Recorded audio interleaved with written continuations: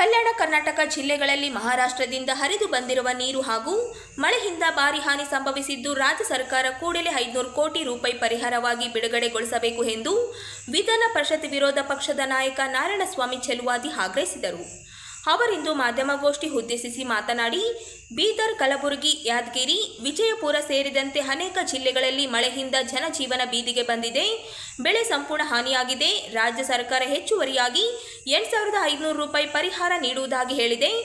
ಆದರೆ ತುರ್ತಾಗಿ ಪರಿಹಾರ ನೀಡುವ ಕೆಲಸವಾಗಬೇಕಿದೆ. ತ್ವರಿತವಾಗಿ ಅನುದಾನ ನೀರು ಪರಿಹಾರೋಪಾಯ ಕಂಡುಕೊಳ್ಳಬೇಕು ಎಂದರು. ಮಳೆ ಹಾನಿಯಿಂದ ಆಗಿರುವ ಸಂಕಷ್ಟ ಭಾರಿ ಹಾನಿ ಉಂಟು ಮಾಡಿದೆ.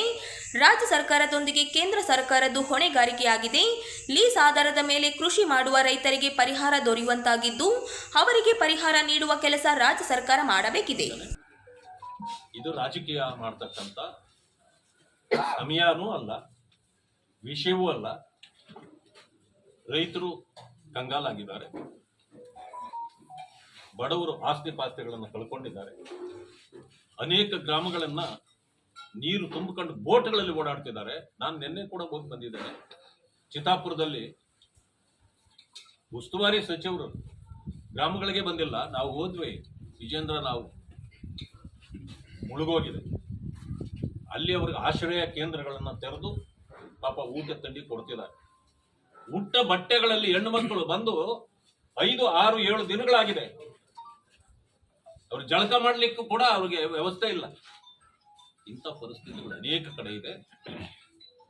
ಊರುಗಳನ್ನೇ ನಮಗೆ ಶಿಫ್ಟ್ ಮಾಡಿ ಕೊಟ್ಬಿಡಿ ಬೇರೆ ಕಡೆಗೆ ಅಂತ ಕೇಳ್ತಕ್ಕಂಥ ಪರಿಸ್ಥಿತಿ ಇದೆ. ಈ ಎಲ್ಲ ಕಾರಣದಿಂದ ಮಾನ್ಯ ಮುಖ್ಯಮಂತ್ರಿಗಳು ತಕ್ಷಣ 500 ಕೋಟಿ ಬಿಡುಗಡೆ ಮಾಡಬೇಕು. ಗುಲ್ಬರ್ಗಾದಲ್ಲಿ ಬರ್ತೀರಿ, ಕ್ಯಾಬಿನೆಟ್ ಮೀಟಿಂಗ್ ಮಾಡ್ತೀರಿ, 17,000 ಕೋಟಿ ಈ ಪ್ರಾಂತ್ಯಕ್ಕೆ ಕೊಡ್ತೀನಿ ಅಂತ ಹೇಳ್ತಿದ್ರೆ 17 ರೂಪಾಯಿ ಬಂದಿಲ್ಲ ಇನ್ನ ಅಂತ ಜನ ಹೇಳ್ತಾರೆ. ಈಗ ಈ ಕ್ರಾಪ್ ಲಾಸ್ಗೆ ನೀವು ಸರ್ವೆ ಮಾಡ್ರಿ, ಆಮೇಲೆ ಮಾಡ್ರಿ. NDF ನಾರ್ಮ್ಸ್ ಪ್ರಕಾರ ಕೊಡಿ, ಅವ್ರಿಗೆ ಮೊದಲು ಪರಿಹಾರ ಕೊಡಿ. ಉಸಿರಾಡೋಂತ ಸ್ಥಿತಿ ಅದನ್ನು ನಿರ್ಮಾಣ ಮಾಡಿ. ಅದಾದ ನಂತರ ಮತ್ತೆ ಇನ್ನೊಂದು ಇನ್ಸ್ಟಾಲ್ಮೆಂಟ್ ಯಾವ ರೀತಿ ಕೊಡ್ತೀರಿ ನೀವು ಅದನ್ನು ಕೊಡಿ. ಹಿಂದೆ ಯಡಿಯೂರಪ್ಪನವರಿದ್ದಾಗ ಕ್ಯಾಬಿನೆಟ್ ಕೂಡ ಆಗಿರಲಿಲ್ಲ, ಒಬ್ಬರೇ ಮುಖ್ಯಮಂತ್ರಿ ಇದ್ರು.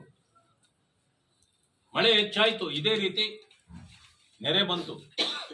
ಒಬ್ಬರೇ ಇಡೀ ರಾಜ್ಯವೆಲ್ಲ ಸುತ್ತಿ ಮನೆ ಕಳ್ಕೊಂಡವರಿಗೆ 5,000 ರೂಪಾಯಿ ಕೊಟ್ರು, ಮನೆ ಕಟ್ರಿ ಬೇಗ ಅಂತ. 5 ಲಕ್ಷ ಅನೌನ್ಸ್ ಮಾಡಿದ್ರು, ಕೊಟ್ಟಿಲ್ಲ. ಕೊಟ್ಟಿಲ್ಲ.